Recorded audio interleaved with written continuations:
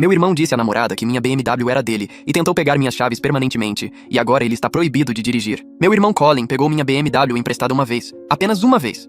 A namorada dele, Ashley, vinha fazendo comentários passivo-agressivos sobre a Mercedes do ex dela, e o Colin estava sentindo a pressão.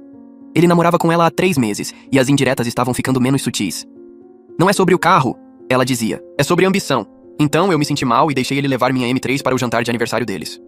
Na manhã seguinte, Colin me mandou uma mensagem, dizendo que o jantar foi incrível, que a Ashley amou o carro e perguntou se podia pegar emprestado de novo na sexta, pois a irmã dela estava na cidade e queria ir a um lugar chique. Eu disse, claro, tentando ser o irmão mais velho solidário. Mas aquela sexta-feira virou a próxima sexta também. Depois terça para o happy hour da empresa da Ashley, depois sábado para o aniversário da amiga dela. Quando finalmente reclamei após 3 semanas de pedidos constantes, Colin disse, qual é? Você nem está usando, você trabalha de casa, literalmente, o carro só fica na sua garagem juntando poeira. Eu expliquei que usava bastante, para mercado, academia e encontrar amigos, mas ele insistiu que precisava porque os colegas da Ashley achavam que ele estava indo bem no trabalho e não podia aparecer de Corolla, agora que já tinham visto ele na BMW. Quando sugeri que ele contasse a verdade, ele me olhou como se eu tivesse sugerido que ele ateasse fogo em si mesmo, dizendo que seria humilhante admitir que pegou o carro do irmão emprestado. O sentimento de direito dele sobre o carro aumentou gradualmente. Primeiro ele pedia com dias de antecedência, depois viraram pedidos no mesmo dia, depois apenas notificações do tipo, pegando a BMW às 18 horas. Não era mais uma pergunta, era uma afirmação. Quando eu dizia que tinha planos, ele ficava manipulador, dizendo que já tinha prometido para a Ashley levar os pais dela para jantar num carro legal e perguntando se eu queria que ele parecesse um mentiroso. Ele implorava para não complicar as coisas, pois precisava causar boa impressão no pai dela, que era advogado. As chantagens emocionais eram implacáveis, citando nossa mãe e dizendo que família compartilha, sugerindo que eu não me importava com a felicidade dele. Ele começou a ficar com o carro por mais tempo sem pedir. Um jantar de 3 horas virou a noite toda, e uma tarde de sábado virou um fim de semana inteiro no litoral de última hora. Quando eu reclamava, ele invertia a situação, me chamando de egoísta, por ficar chateado com o atraso quando eu não tinha planos específicos. A gota d'água foi quando descobri que o Colin estava dizendo às pessoas que ele tinha comprado o carro. Eu estava em um bar com amigos em comum, quando o Tom me parabenizou por ser um irmão tão generoso, explicando que o Colin dizia que as parcelas da BMW eram difíceis, mas que ele me deixava usar às vezes, já que eu o ajudei com a entrada, um presente de $5.000 que ele inventou. Peguei meu celular e mostrei ao Tom o documento do carro, provando que eu comprei e eu pagava por ele. O Tom ficou confuso, pois o Colin postava fotos com o carro há meses, e a Ashley o marcava chamando o carro de bebê dele. Verifiquei o Instagram e lá estava Colin posando com meu carro com a legenda 6 meses com essa beleza, e comentários da Ashley e da mãe dela, elogiando o sucesso e o trabalho duro dele. Confrontei o Colin naquela noite e ele nem tentou negar, alegando que era mais fácil do que explicar a situação do empréstimo e que as amigas da Ashley achariam que ele era um perdedor se soubessem a verdade. Quando o acusei de mentir, ele disse que não era bem mentira, pois usava o carro mais do que eu, inclusive colocando gasolina e mandando polir para impressionar os pais da Ashley. Ele me chamou de ridículo e propôs dividir o carro oficialmente. Ele pagaria metade do seguro, $100, para usar o carro segunda, quarta, sexta e fins de semana, me deixando com as terças e quintas. Ele argumentou que era justo porque precisava para o relacionamento, e eu, sendo solteiro, não entendia as expectativas de ter uma namorada. Quando apontei que essas expectativas foram criadas pelas mentiras dele e recusei a proposta, ele me chamou de egoísta e foi embora.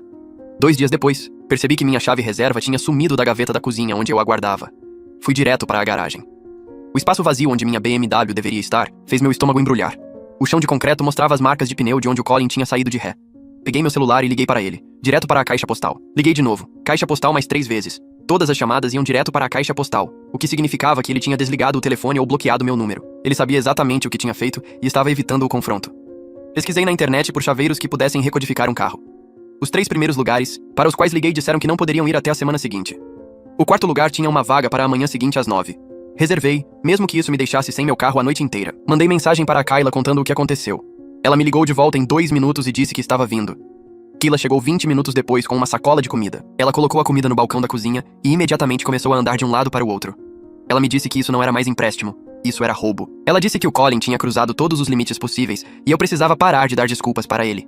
Ela perguntou se eu realmente ia deixar ele sair impune, de literalmente roubar minha chave reserva e levar meu carro sem permissão. Eu disse a ela que não sabia o que fazer, já que chamar a polícia para o meu próprio irmão parecia extremo. Ela olhou para mim como se eu fosse louco e disse que o Colin contava exatamente com essa resposta. Comemos a comida enquanto eu continuava checando meu celular. Nada do Colin.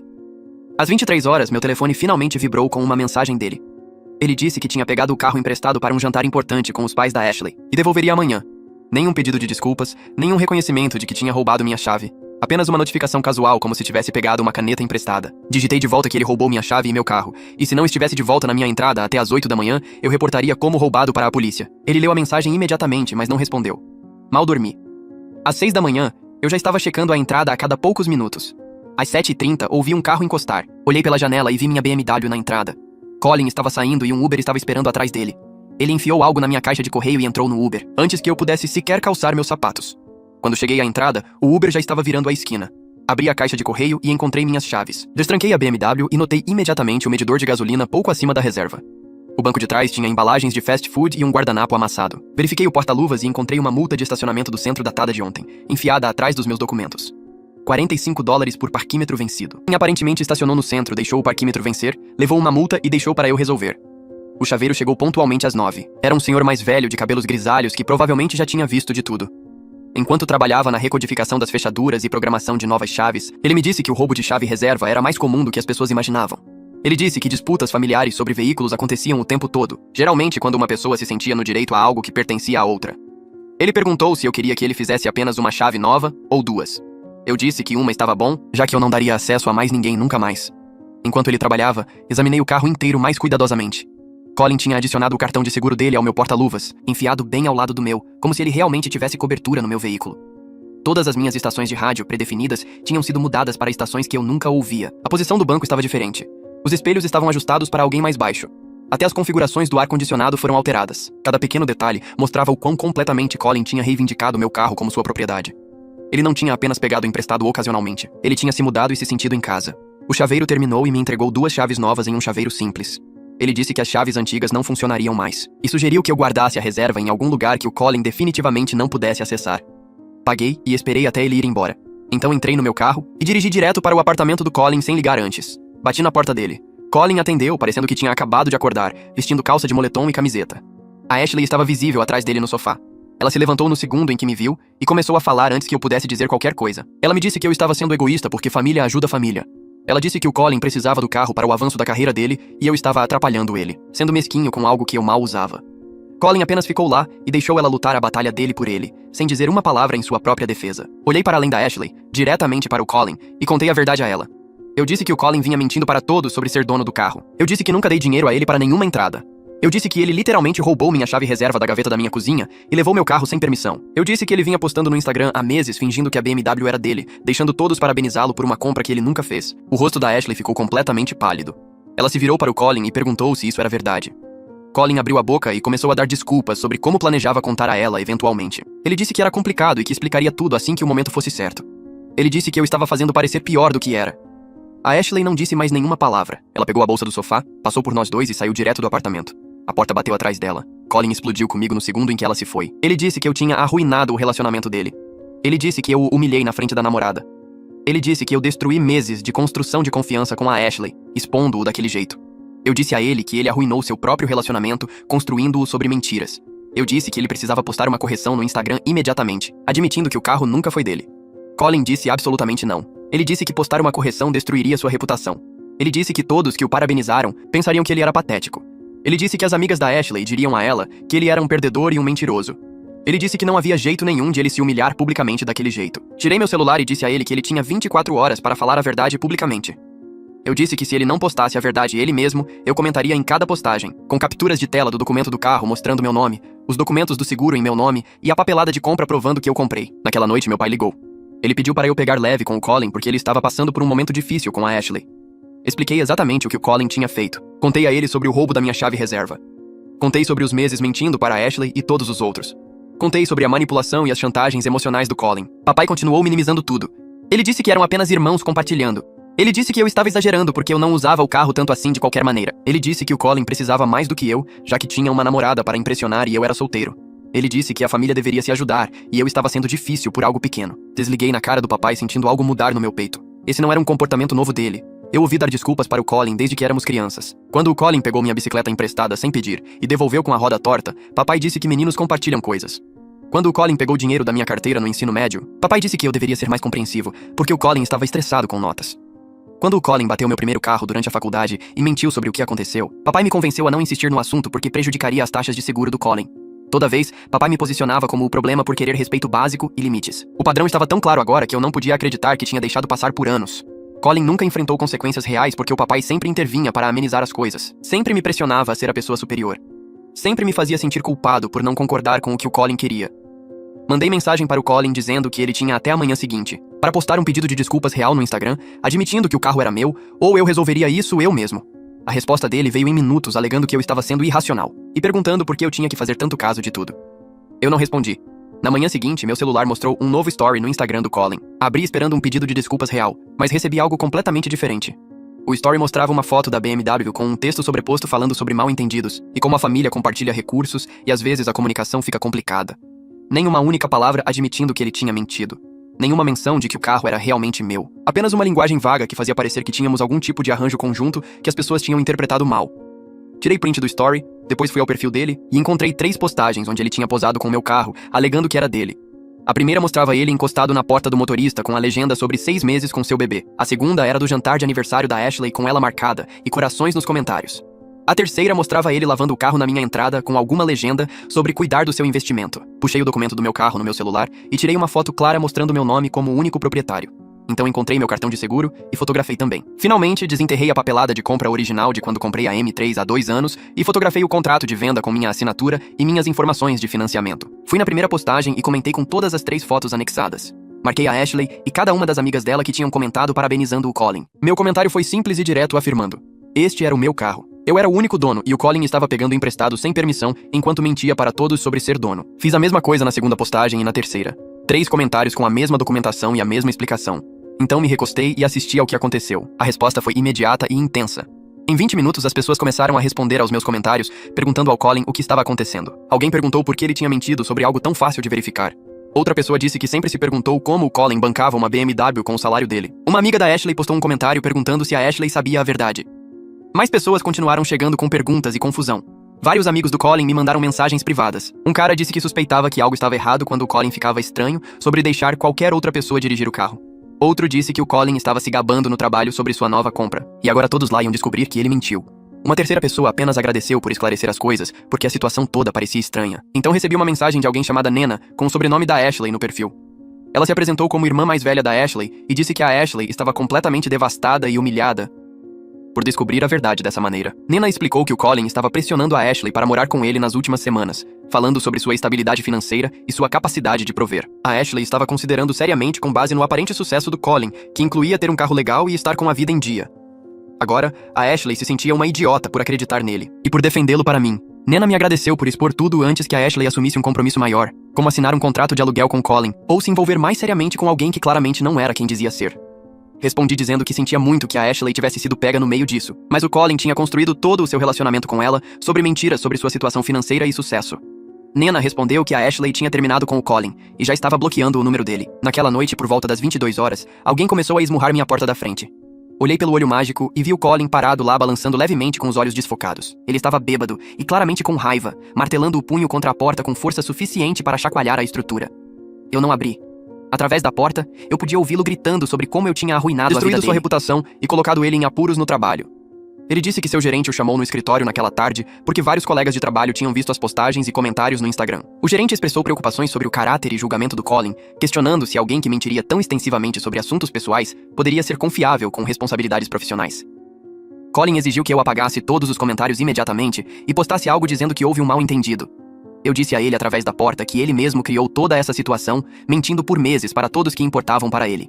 Eu disse que as consequências naturais de suas escolhas não eram minha responsabilidade de consertar.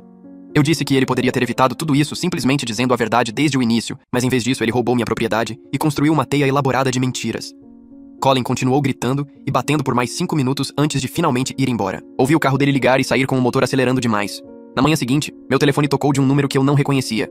Atendi e ouvi uma mulher se identificar como representante da minha companhia de seguros. Ela disse que receberam um pedido para adicionar o Colin como motorista autorizado na minha apólice e queriam verificar se isso era legítimo. Eu disse a ela que eu absolutamente não tinha autorizado tal pedido. Ela explicou que alguém alegando ser eu tinha ligado ontem à tarde tentando adicionar o Colin com permissões totais para dirigir o veículo. O autor da chamada sabia o número da minha apólice e algumas informações básicas, mas não conseguiu verificar minhas perguntas de segurança. A agente sinalizou a coisa toda como possível fraude e quis confirmar comigo diretamente. Eu disse a ela que meu irmão tinha roubado minha chave reserva e usado meu carro sem permissão enquanto alegava que era o dono. Eu disse que definitivamente não queria ele adicionado a nada e perguntei se precisava registrar um boletim de fraude. Ela disse que eu podia se quisesse, mas por enquanto eles simplesmente notariam a tentativa de alteração não autorizada na minha conta. Ela sugeriu que eu documentasse tudo caso precisasse mais tarde para fins legais. Agradeci e imediatamente comecei um novo documento, no meu computador listando cada incidente com datas e detalhes. Mais tarde, naquela tarde, Nena me mandou mensagem novamente. Ela disse que a Ashley tinha investigado um pouco após o término e descobriu que o Colin também tinha mentido sobre o cargo e salário dele. Ele dizia para a Ashley que era um analista sênior ganhando 70 mil por ano, quando na verdade era um associado júnior ganhando 45 mil. Os números inflados combinavam com o estilo de vida que a BMW sugeria, fazendo a Ashley acreditar que o Colin era financeiramente estável e bem-sucedido. Ela disse que a Ashley se sentia uma completa tola por não questionar as coisas antes. Mas o Colin tinha sido tão confiante e convincente sobre tudo. Ela me agradeceu novamente por expor a verdade antes que a Ashley fosse morar com ele ou aceitasse o que estava começando a parecer um potencial pedido de casamento. A Ashley aparentemente encontrou um recibo de anel de noivado no apartamento do Colin, enquanto pegava as coisas dela, o que tornou a situação toda ainda mais perturbadora, já que ela quase se comprometeu com alguém que não era nem remotamente quem dizia ser. Levei a BMW ao meu mecânico regular na semana seguinte, para uma troca de óleo e inspeção de rotina. O mecânico conhecia a mim e ao meu carro bem, já que eu ia lá há 2 anos. Enquanto ele fazia a inspeção, ele veio até a sala de espera parecendo confuso e perguntou se eu tinha um irmão. Eu disse que sim, e perguntei por quê. Ele puxou uma ordem de serviço de 3 semanas atrás, mostrando o nome e assinatura do Colin, autorizando $1.500 em melhorias estéticas, incluindo aros novos, um spoiler personalizado e vidros filmados. A ordem de serviço listava minha conta para a cobrança. Colin aparentemente tinha ido lá, alegando ser o dono e dizendo que queria me surpreender com as melhorias, como um agradecimento por deixá-lo pegar o carro emprestado. O mecânico achou estranho, mas o Colin parecia tão confiante e sabia detalhes sobre o histórico de serviço do carro. Felizmente, o mecânico tinha me ligado para confirmar antes de realmente fazer qualquer trabalho, e eu estava fora da cidade e perdi a ligação, então nada foi feito. Mas eu teria sido cobrado por tudo isso se o mecânico não tivesse tentado verificar primeiro. Agradeci a ele por checar e pedi uma cópia da ordem de serviço, com a assinatura do Colin. 2 dias depois, papai ligou de novo. Desta vez ele queria que eu pedisse desculpas ao Colin e o ajudasse a salvar as aparências, dizendo às pessoas que éramos coproprietários do carro. Ele sugeriu que poderíamos dizer que ambos contribuímos para a compra e apenas tivemos uma falha de comunicação sobre como apresentar isso aos outros. Papai disse que isso permitiria ao Colin recuperar alguma dignidade e talvez até conseguir a Ashley de volta, se ele pudesse provar que a situação não era tão ruim quanto parecia. Finalmente perdi minha paciência completamente. Eu disse ao papai que ele vinha facilitando as mentiras e o sentimento de direito do Colin por anos, sempre dando desculpas e protegendo-o das consequências. Eu disse que toda vez que o Colin fazia algo errado, papai me pressionava a acomodar e me fazia sentir culpado por querer respeito básico. Eu disse que o Colin nunca aprendeu a enfrentar consequências reais ou assumir responsabilidade porque o papai sempre aparecia para consertar as coisas e me culpar por não concordar. Eu disse a ele que eu tinha acabado de participar dessa disfunção e que o Colin precisava experimentar os resultados reais de suas escolhas por uma vez na vida. Papai ficou quieto por um longo momento antes de dizer que eu estava sendo cruel e machucando a família. Eu disse que a família já estava machucada por anos, de comportamento facilitador que deixava o Colin pensar que poderia mentir e roubar sem enfrentar problemas reais. Então desliguei. Kyla veio naquela noite depois que mandei mensagem sobre tudo o que tinha acontecido. Ela sugeriu que deveríamos verificar se o Colin tinha acesso a qualquer outra conta minha, já que crescemos compartilhando tudo e ele claramente tinha problemas de limites. Começamos a passar por minhas senhas e perguntas de segurança, mudando tudo. Enquanto fazíamos isso, descobrimos que ele ainda estava logado na minha conta da Netflix em um perfil que ele criou meses atrás. O encontramos logado no meu Spotify também, usando minha assinatura Premium. Coisas pequenas, mas mostravam o quão completamente o Colin tinha borrado as linhas entre o que era dele e o que era meu, servindo-se do que quisesse sem pedir ou sequer pensar que poderia estar errado. 2 semanas se passaram sem contato do Colin. Então meu telefone vibrou com uma mensagem dele. A mensagem era mais longa que o normal, e realmente parecia genuína. Ele admitiu que se empolgou tentando impressionar a Ashley e fez escolhas terríveis das quais não se orgulhava. Ele disse que estava mentindo para si mesmo tanto quanto para todos os outros, convencendo-se de que a situação do carro não era tão ruim porque ele queria desesperadamente ser o cara bem-sucedido que a Ashley parecia querer. Ele reconheceu que roubou de mim, violou minha confiança e depois piorou tudo recusando-se a assumir a responsabilidade. Ele perguntou se poderíamos eventualmente reconstruir algum tipo de relacionamento, dizendo que sabia que levaria muito tempo e que ele precisava trabalhar em sua honestidade. Ele disse que começou a ver um terapeuta para descobrir por que se sentia tão desesperado para parecer bem-sucedido a ponto de sabotar o próprio irmão. Digitei minha resposta cuidadosamente, tentando encontrar as palavras certas que não soassem duras, mas também não deixassem espaço para mal-entendidos. Eu disse ao Colin que apreciava ele entrar em contato e reconhecer o que aconteceu. Mas um pedido de desculpas era apenas o ponto de partida. Confiança não era algo que voltava por causa de uma mensagem de texto, não importa o quão sincera parecesse. Ele precisaria me mostrar através de suas ações, ao longo de meses, talvez mais, que ele realmente falava sério sobre mudar. Expliquei que poderíamos ser civis em reuniões familiares e agir como irmãos, na frente da mamãe e do papai, mas o relacionamento próximo que costumávamos ter não voltaria tão cedo. Eu não emprestaria nada a ele, nem o carro, nem dinheiro, nem mesmo minha senha da Netflix.